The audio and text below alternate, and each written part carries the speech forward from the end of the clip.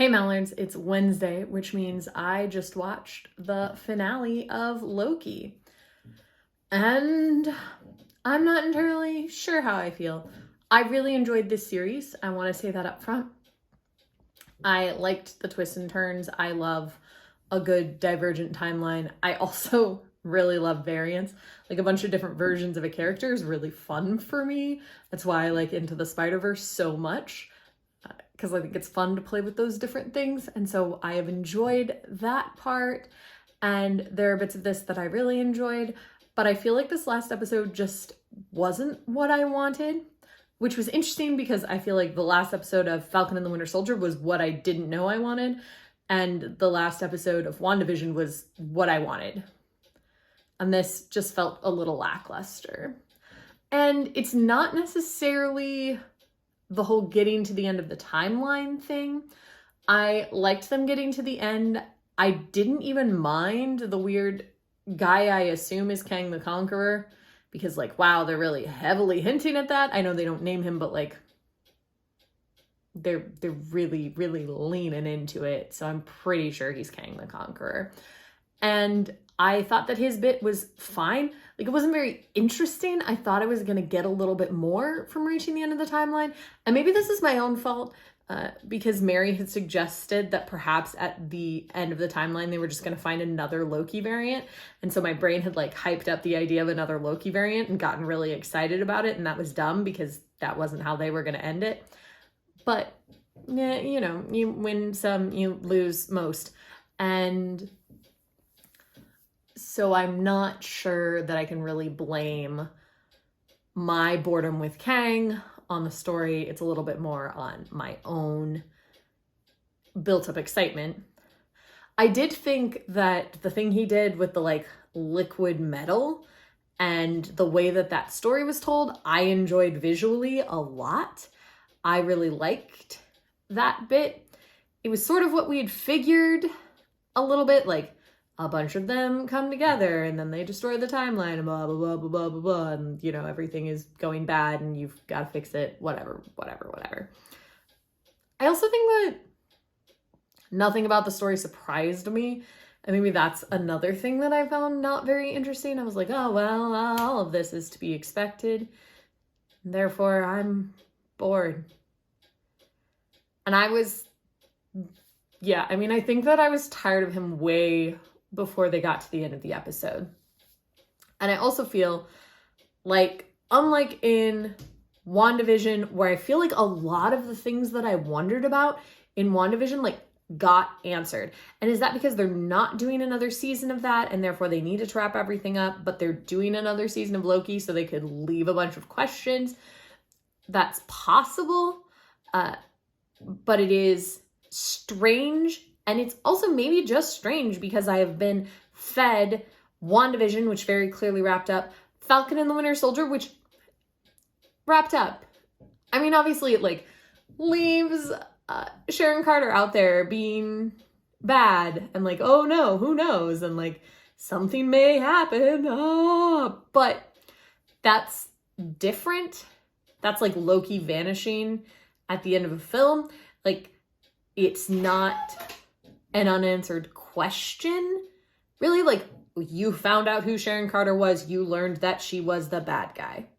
So it's not an unanswered question. It's not something that I had wondered throughout the series, just the same way as leaving John Walker out there. Like, I hadn't wondered throughout the series if John Walker was gonna, I mean, I'd hoped he wouldn't live, but I also knew he was probably going to. But I didn't have an unanswered question when everything finished. And I don't know that there are other seasons of those planned. Like, they didn't do they'll be back in season 2, so there probably aren't other seasons of those planned, and maybe that's why, and that's what's made this different.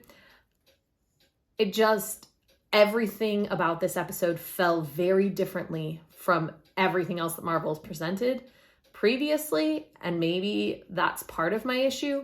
But I feel like I'm still left with, no one has told me what Sylvie's Nexus event was, and she asked about it point blank, which makes me believe that maybe it's important. Maybe it would be good to know, and no one has told me. We also don't know where, I think her name, I don't know what the judge's name is. Ravana.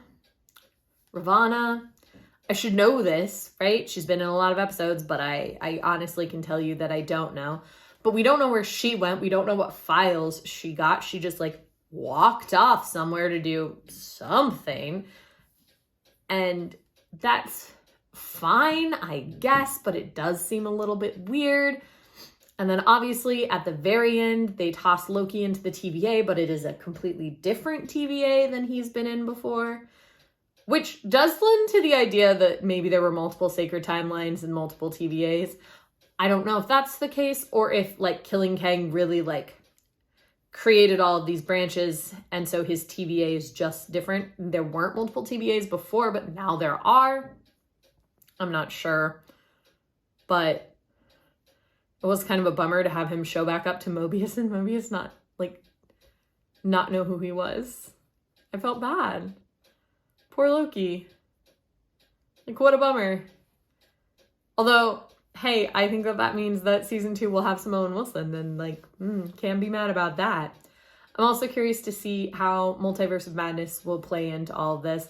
I knew that this was going to end with them just unleashing all the timelines, so I'm totally cool with that. Thought that was fine. I did really enjoy the visuals of this episode. I am all about that tower with all of the veins running through it.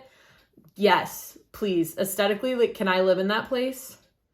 Because everything is like right on the edge of chaotic, and I really, really, really, really like it. Like, I like it a lot.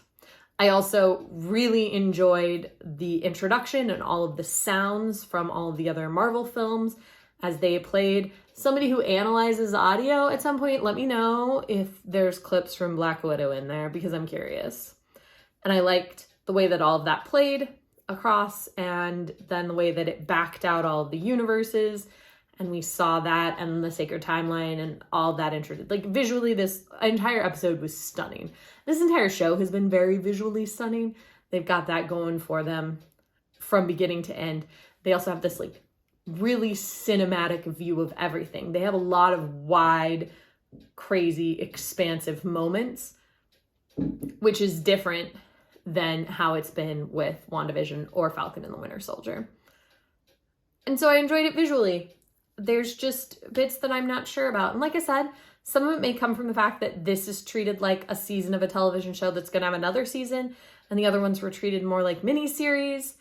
And so these endings would probably not be frustrating to me in a grander scheme if I had come in thinking that, but I feel like I've been trained by the last 2 shows to feel differently.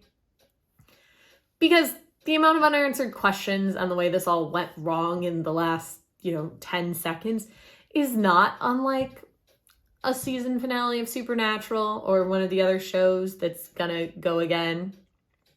It's literally no worse than like ending the season by shooting Dean and having Sam see his mom come back to life.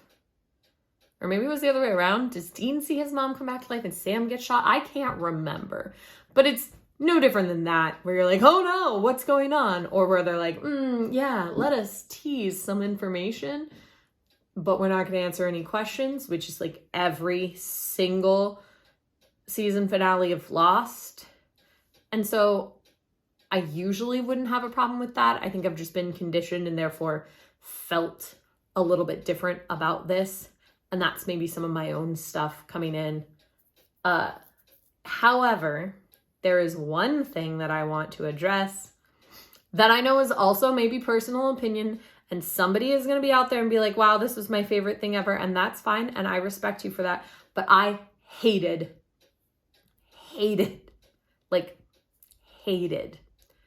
the Sylvie Loki kiss.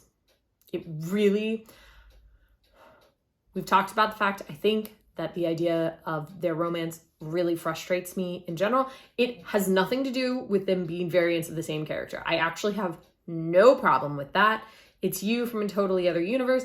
There's maybe like a genetics, whatever, like weird incest sort of feel for that, but like that is not at all what bothers me in a strange turn of events. What really bothers me is that Loki is the only Marvel character who hasn't had any romance at all. There's been none of that. It was never something that his character needed. It was never even mentioned. It was never even suggested. And I really enjoyed that about him. Like, I enjoyed that he was a realized character who didn't need a girl or guy. I'm totally down for the bisexual representation. I really liked that. I liked him saying that he's had princes and princesses. Totally down. Would also have been down to see romantic relationships from him. I'm not necessarily against it, but I had enjoyed the fact that romance wasn't a thing. Like, I'd been like, oh yeah, well, maybe Loki's the kind of person who sleeps around, but he doesn't really love anybody. Relatable content. But this felt forced in a similar way as the Bruce and Natasha relationship that I also really didn't like. And so I wasn't a fan. Like, it was unnecessary. They don't, and especially because then instantly Sylvie betrays him. Like, she wasn't really kissing him because she was interested. Like, she did it to trick him so that she could throw him out and then kill the man at the end of the world, or he who survives, or whatever, the boy who lived. I don't know what they're calling him. I've forgotten already. You can tell I liked him a lot. And so then not only is it like a romance that I didn't feel I needed, but it's also one that went nowhere because it was maybe not real for Sylvie at all. Or maybe it was, and she just took advantage of it because she can't trust anybody. But it was maybe real for Loki, which is like just another blow to Loki. Like, wow, now you finally like somebody romantically for the first time that we've seen, and they also betray you, which really sucks. I don't know. Just frustrated me. Like, I could have lived without that. They could have done some other sort, like, they didn't need that. If they need Sylvie to trick him, like, that would be fine. I get that. But I didn't need this kiss. I really didn't need this kiss. I really didn't need this kiss. Anyway, I would love to hear your thoughts on the finale. I would especially love to hear your thoughts if you really loved it. Like, I want to hear from somebody who had a great time watching this and was really happy with the way everything went, because I want that to be somebody's opinion. I love a lot of things that other people don't love. And so me being disparaging like this doesn't necessarily mean that I think it was bad, or that I think if you think it was great, that that's a bad thing. And I would love to hear from somebody who really enjoyed this, because I would like to be able to feed off of that positive energy and maybe build a little bit back up from my disappointment. So if you liked the finale, leave a comment. If you agree with me and you didn't like the finale, like, also leave a comment for that. I'll take some solidarity in my suffering. So whatever your opinion is, leave a comment. Not that I'm fishing for comments. I'm fishing for comments. Please leave a comment. All right. I'll see you guys tomorrow.